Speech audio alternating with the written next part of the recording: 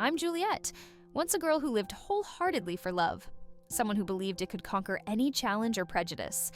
I met Mike during our freshman year of college at a random study group session in the campus library.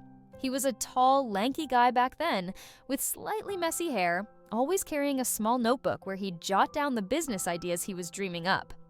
I was drawn to the passion in his voice, the way he talked about the future with eyes blazing with ambition. We started chatting, and from those chance encounters, something deeper began to bloom. Our relationship lasted over 7 years, a journey where I poured my heart, my youth, and all my dreams into building what we had. In the beginning, everything was beautiful. We went through our college years together, filled with memories, simple dates under the sunset on the dorm rooftop, late nights cramming for exams in a cramped rental room, and hand-in-hand walks in the rain along the tree-lined path near campus. Mike always said he wanted to build a big career, to become a man I could be proud of. I believed in him, supported him with everything I had. When he graduated and started working, I stood by his side, cheering him on through those tough early days. When he had to pull extra hours, when his first projects fell apart, I never complained because I thought love meant sacrifice, meant facing every challenge together.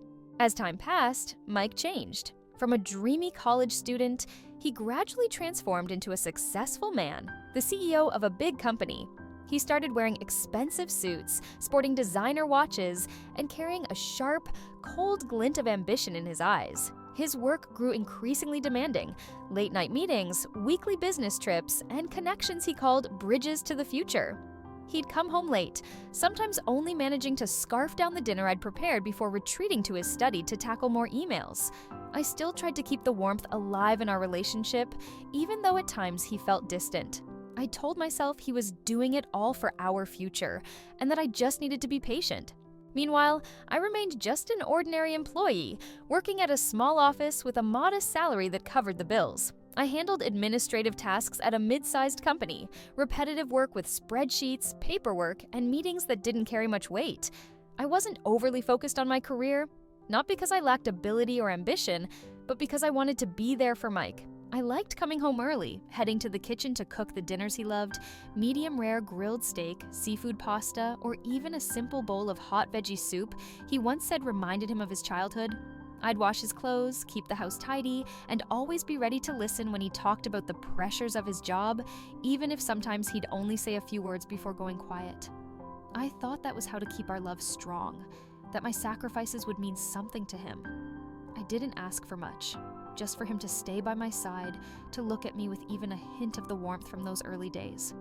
Everything seemed calm, at least in my eyes, until that fateful day. I found out I was pregnant. It was a Saturday morning when I woke up feeling strange, tired, nauseous, and gripped by an indescribable hunch. I decided to buy a pregnancy test from the pharmacy nearby, and when I got back, I stood frozen in the bathroom, my hands trembling as I watched 2 clear red lines appear. The first thing I felt was a mix of joy and worry. I was thrilled because our 7 years of love had finally borne fruit, a living testament to everything we'd built together. I pictured a little family, the sound of a child's laughter filling our apartment, Mike cradling our baby with a happy smile, but I was also scared. Scared that I wasn't ready, scared of how Mike would react when he was so caught up in his big career plans. I told myself he'd understand, that he'd be as overjoyed as I was, because this was our child. I spent the whole day preparing for the moment I'd share the good news. I left work early, stopped by the supermarket to pick up fresh beef, vegetables, and a bottle of light red wine Mike enjoyed. I went into the kitchen, carefully grilling the steak, tossing a salad, and setting a beautiful table with candles and flowers. I placed a small, pretty box on the table. Inside was the pregnancy test with its 2 lines, wrapped delicately in pale pink tissue paper, like a special gift. I slipped into a simple but elegant dress, stood in front of the mirror to fix my hair, and smiled at my reflection. I imagined Mike coming home after a long day, me wrapping my arms around him from behind, whispering the news, and him breaking into a radiant smile, pulling me into a tight hug, telling me how happy he was to become a father. When Mike walked through the door, I tried to hold back my excitement, smiling and nudging him to take a shower, telling him there was a surprise waiting. He looked at me, gave a small smile, probably thinking it was just a little gift or a funny story like usual. He went to the bathroom and I stood in the kitchen, my heart pounding, gripping the edge of the table to steady myself. After he finished showering, I pulled him to the dining table, opened the little box, and said with a trembling voice, "Mike, I'm pregnant. We're going to have a baby." I waited for a hug, a smile, or at least a glimmer of joy in his eyes. But Mike's face froze. His smile vanished, replaced by a coldness I'd never seen before. He shot up from his chair, his voice shaking with anger. "Are you kidding me, Juliet? You think now's the right time? I'm at the peak of my career. Do you want a kid to tie me down?" I was stunned, unable to believe what I just heard. I tried to explain, my voice choking. "Mike, this is our child. I know you're busy, but we can get through this together. I believe you'd be an amazing father." But Mike cut me off, his eyes now filled with nothing but cruelty. "I can't let this hold me back. I don't love you anymore, Juliet. There's someone else." My heart stopped. He admitted she was the daughter of a big corporation's chairman, someone he needed to solidify his position and expand his career. He said she offered him opportunities I could never match, that our relationship had become nothing but a burden. He explained he'd met her at a business event a few months ago, that she'd approached him first, and he quickly realized she was the key to climbing higher.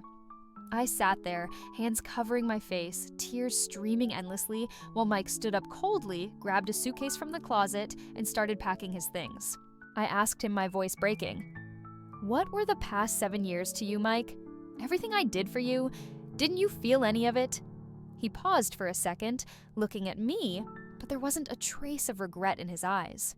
"Juliet, you're part of my past. I need to move forward, and you don't fit anymore." He dragged his suitcase to the door, leaving me in an empty apartment with the dining table still set with the meal I'd so carefully prepared, and the little box holding the pregnancy test sitting alone in the middle. The sound of the door slamming shut hit me like a final knife, severing every last shred of hope I had. I sat there for hours, hands cradling my stomach, tears falling without end. I thought about the years gone by, about the times I turned down promotions to stay home for him, the nights I waited up alone for him to come back, the moments I told myself his happiness was enough, but now I realized it was all an illusion. Mike had never truly valued me, never seen me as a real part of his life. I'd sacrificed everything, kept our relationship quiet so as not to burden him, but it turned out that only made it easier for him to chase opportunities, people who could lift him to the heights he dreamed of. But then I wiped my tears and told myself, I won't let myself fall apart. I decided to keep the baby, even knowing the road ahead would be tough. I'd raise this child on my own and rebuild my life without Mike. The months that followed were the hardest I'd ever faced. I juggled work while taking care of myself during the pregnancy, all while dealing with curious stares and whispers from coworkers. I moved into a smaller apartment, saving every penny for the day my baby would arrive. Some nights I'd hold my belly and cry alone, wondering if I had the strength to keep going. But every time I felt those gentle kicks from the little one inside me, I found a reason to push forward. When my son was born, I named him with all the love I had, and he became my greatest source of strength. I looked into his clear, innocent eyes and knew I couldn't afford to be weak. I started over from scratch, enrolling in evening finance courses after work, while a close friend watched him for me. I read books on investing, learned to analyze markets, and dipped my toes into small investments. There were times I failed, losing what little savings I had, but I didn't give up. I picked up extra hours, took on freelance projects, and step by step built a solid financial foundation. I no longer had time to cry, no room for weakness. I wanted my son to grow up with a good life, free from the struggles I'd known, and I'd do whatever it took to make that happen. 10 years have passed, and I'm no longer the fragile girl I once was. From an ordinary office worker, I've risen to become a renowned financial investor running a private investment fund worth millions of dollars. The journey wasn't easy. I've endured nights with just 3 hours of sleep to study the markets, days racing against the clock to close major deals, and crushing failures when the stock market crashed. But every time I fell, I got back up, learned from my mistakes, and pushed forward stronger. I built a trusted team of advisors, expanded my network in the financial world, and step by step carved out a name for myself. Now, My name graces the pages of prestigious business magazines. I'm invited to speak at international conferences, and I'm respected as one of the sharpest minds in the industry. But to me, the greatest success isn't the money or the fame. It's my son, a smart, strong 9-year-old boy who brings me joy every single day. My son loves to read, especially the science and economics books I buy for him. He often sits beside me in the evenings, asking about numbers, stocks, and sometimes tossing out innocent but creative ideas that make me laugh. Once he said, "Mom, when I grow up, I'll make lots of money so you won't have to work anymore." I pulled him into a hug and told him I didn't need money, just for him to grow up healthy and happy. But deep down, I know I'm not just working for him. I'm doing it for myself too, to prove I can rise above the pain, that I can stand tall even after being betrayed. I haven't contacted Mike in the past 10 years, but I can't forget him. Not because I still love him, but because the fire of revenge inside me has never died. I've kept tabs on him from a distance through news articles, rumors in the business world, and stories old friends casually let slip. After leaving me, Mike married the chairman's daughter and swiftly climbed to the top of his career. He became the CEO of a subsidiary in his father-in-law's conglomerate, living a life of luxury with a lavish seaside villa, expensive cars, and extravagant parties, where he flashed that smug smile. He's been interviewed on TV, featured in business magazines, hailed as a poster boy for success, a man who has it all: wealth, power, and a picture-perfect family on paper. But I know who he really is: a selfish coward who'd step on anyone to get what he wants. I don't envy his life. I'm just biding my time, waiting for the chance to make him pay for what he did to me and my son. That opportunity came when I received an invitation to an international finance conference. It was the biggest event of the year, held at a luxurious convention center with hundreds of investors, entrepreneurs, and major corporations from around the globe. This was where billion-dollar projects were auctioned off, where a handshake could alter a company's fate. I prepared meticulously, bringing my top team of advisors, battle-tested from countless high-stakes deals, and a plan mapped out to the smallest detail. I didn't expect Mike to be there, representing his father-in-law's conglomerate. When our eyes met across the crowded room, I saw him flinch, trying to stay composed but unable to hide his unease. He wore an expensive gray suit, a gleaming gold watch on his wrist, but the confidence in his eyes was gone. I smiled, not out of joy, but because I'd been ready for this moment for a very long time. I walked into the conference in a sleek black suit, my hair pulled back neatly, confidence radiating from every step. I knew I wasn't the Juliet of 10 years ago, the naive, fragile girl who'd sacrifice everything for love. Now, I was a strong woman, a sharp investor, and a mother who'd do anything to protect her son. I took a seat in the front row facing Mike across a distance that wasn't too far, and I could sense his tension. He kept glancing my way as if trying to figure out what I was up to. But I didn't betray a single emotion, just quietly watched and waited for my moment. During the auction for an eco-urban development project worth billions, a project Mike had staked his entire reputation on, I made my move. It was a critical deal for his father-in-law's conglomerate, a chance for Mike to prove his worth and solidify his standing with his wife's family. I'd secretly partnered with a powerful foreign corporation, securing massive funding and crafting an unrelenting strategy. As the bidding began, I calmly raised my paddle, driving the price sky high, cornering Mike step by step. He panicked, sweat beading on his forehead, frantically trying to rally other investors to his side. He made desperate phone calls, sent pleading texts, even stood up to speak in a trembling voice, begging for support. This is a game-changing project. We're committed to delivering huge returns for everyone involved. But no one dared challenge me. I sat there, coolly watching. Each bid I placed a dagger into his ambitions. The auction dragged on for hours, the tension so thick, it seemed to clog the air in the room. Other investors gradually dropped out, leaving Mike and me in a head-to-head showdown. I didn't just drive the price up, I also spread rumors through my network that his father-in-law's conglomerate was facing internal financial troubles, a move that shook the confidence of his potential allies. Finally, when the bidding soared beyond what his group could handle, Mike had no choice but to fold. He slammed his hand on the table, his face pale as a ghost, and stormed out of the room amid an awkward silence. Word got back to me that right after his father-in-law called an emergency meeting, publicly tearing into Mike in front of the shareholders, branding him a useless leech who only knows how to ride coattails. The rumors spread like wildfire, and cracks started showing in Mike's marriage too. His wife, who'd only ever seen him as a tool to maintain her status, was reportedly openly stepping out with a younger, wealthier, and more promising businessman. But I didn't stop there. Over the years, I'd quietly dug into Mike's dealings and uncovered a bombshell. He'd embezzled hundreds of billions from his father-in-law's conglomerate to fund personal ventures. He'd secretly funneled money through offshore accounts, sinking it into shell companies and non-existent real estate projects. He'd hired people to craft fake business plans and flawless financial reports to deceive auditors and his wife's family. But every one of those ventures had crashed and burned, squandering hundreds of billions on investments that never paid off. I assembled a top-tier team of hackers and accountants who worked around the clock tracing the money trail, dissecting every transaction, and gathering ironclad evidence. They breached his internal email system, uncovering messages he'd sent to shady partners, and recovered files he thought he'd wiped clean.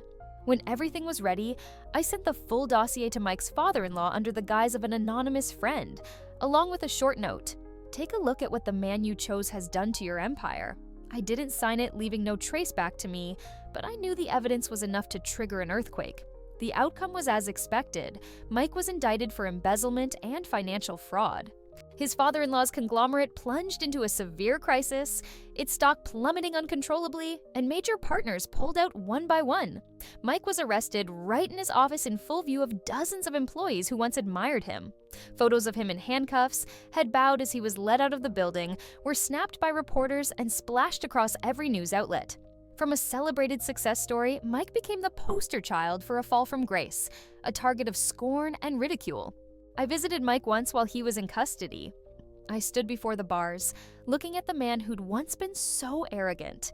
Now a hollow shell in a gray prison uniform, his hair disheveled, his sunken eyes shadowed by sleeplessness and stress.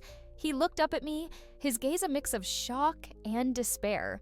I didn't say anything for a few minutes, just silently studied him, the man who'd once been my entire world, who'd betrayed me without a second thought.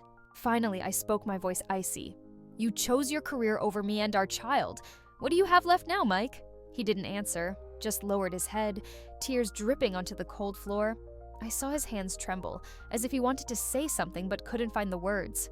I didn't wait for a reply. I turned and walked away, leaving him with the heavy silence and his gnawing regrets. That was the last time I saw Mike in that state, but I knew the story wasn't over yet.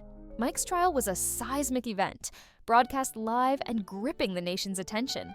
His wife unexpectedly took the stand against him, testifying that she'd goaded him into embezzling to sustain their lavish lifestyle. She detailed every instance she'd demanded he find a way to get more money: private yacht trips abroad, exorbitant jewelry from top brands, endless parties with premium wine and powerful guests. She claimed Mike did it all to keep her happy, to prove he deserved his place in her family. But when he crashed and burned, she didn't hesitate to turn on him, spilling everything to shield herself from legal fallout. But the moment that silenced the courtroom came when my son appeared. Now, 9 years old, he'd pieced together the truth about his father from stories I'd let slip late at night, thinking he was fast asleep. I'd never intentionally told him about Mike, but he was sharper than I realized. He'd found old articles in the stack of documents I'd left in my study and asked me, "Mom, is this man my dad?" I didn't hide it, just gave him a brief account of the man who'd abandoned us. With my permission, he decided to go to the trial, wanting to face Mike once. He walked into the courtroom in a crisp little white shirt, stood before Mike, and said in a clear, steady voice, "I don't need a father like you. My mom is everything to me." The room fell dead silent. Mike's eyes welled up, red and raw. He slumped over the defendant's table, hands covering his face, drained of any will to fight back. Everyone there, judge, lawyers, spectators, couldn't hide their emotion. I stood in the back row, watching my son with a mix of pride and heartache. At just 9 years old, he was already stronger than I'd been a decade ago. The court delivered its verdict: 15 years in prison for Mike, along with an order to seize all his personal assets to cover the damages. He lost everything: his reputation, his family, his career, all the things he'd traded me for. As he was escorted out of the courtroom, the crowd outside jeered, hurling taunts, while reporters jostled to snap photos. Mike kept his head down, a shadow of the man who'd once stood at the top. As I left the courtroom, I thought the story had finally ended. I'd gotten my revenge, proven I was stronger than Mike ever imagined. Stepping outside, I took a deep breath. feeling the freedom in the air after years trapped in pain. But then, a stranger approached me just beyond the courthouse gate. He introduced himself as an investigative journalist who'd been tracking my journey for years, through articles, insider tips, and whispers from the finance world. He wore a worn-out coat, clutched a thick stack of documents, and spoke in a low, determined voice. "I think you need to know this, Juliet. It's not just about Mike." I took the files, flipped them open, and my heart stopped again. The pages laid out detailed evidence that Mike's father-in-law was the mastermind behind my family's ruin 20 years ago. Back then, he was a powerful businessman who'd manipulated the market using fraudulent tactics to drown my father's company in debt. He'd bribed banks to cut off funding, spread false rumors to turn clients away, and ultimately forced my father to sell the business for pennies. My dad couldn't handle the pressure and died of a heart attack when I was just 10. My mom scraped by in poverty, working herself to the bone to raise me only to pass away a few years later from exhaustion. I grew up with memories of hunger, of my mother's quiet sobs in an empty house, and scars on my soul that never healed. The dossier didn't just contain proof of the bankruptcy, it revealed that Mike's father-in-law had been neck-deep in shady dealings for years, from money laundering to bribing officials to shield his empire. The journalist explained that he was one of the most powerful figures in the business world, but also one of the most dangerous. He'd been investigating the man for years, but lacked someone with the guts and resources to take him on. "I think you're that person, Juliet," he said, his eyes brimming with hope. I gripped the files tightly, looked at the journalist and said, "Thank you, but this isn't over yet." He nodded, promising to back me with his network of sources and connections. I went home, sat in my study, and watched my son playing in the yard through the window. He was building a Lego tower, beaming as it stood tall. I smiled, but inside a storm of emotions churned. I opened the dossier, reading every page, every line, and began sketching out a new plan, bigger, bolder, and riskier than anything I'd ever done before. I won't just protect my son. I'll bring down Mike's father-in-law, exposing every crime he's committed to the light of day. I'll reclaim justice for my family, for my parents, and for the me of 20 years ago. I reached out to my team of advisors, summoned the hackers and accountants who'd helped me take down Mike, and started crafting a meticulous strategy. I knew facing his father-in-law wasn't like facing Mike. This was an old fox armed with money power and a sprawling network of protection. But I wasn't afraid. I'd lost everything once before and risen from the ashes. Now I had my son, my career, and a crystal clear purpose. My story isn't over. I'm no longer a victim of fate, no longer the naive girl who believed blindly in love. I'm a mother, an investor, and now a warrior ready to step into the fiercest battle yet. The next chapter won't just be about revenge. It'll be my rebirth, a Juliet who's strong, resolute, and full of surprises. I'll make the world remember my name, not as someone abandoned, but as someone who rose from the ruins to rewrite her destiny. The fight against Mike's father-in-law won't be easy. He might strike back, might try to destroy me like he did my family all those years ago. But I'm ready. I'll use my intellect, my patience, and everything I've learned over the past decade to take him on. And I believe that in the end, justice will prevail. Not just for me, but for everyone he's ever crushed underfoot.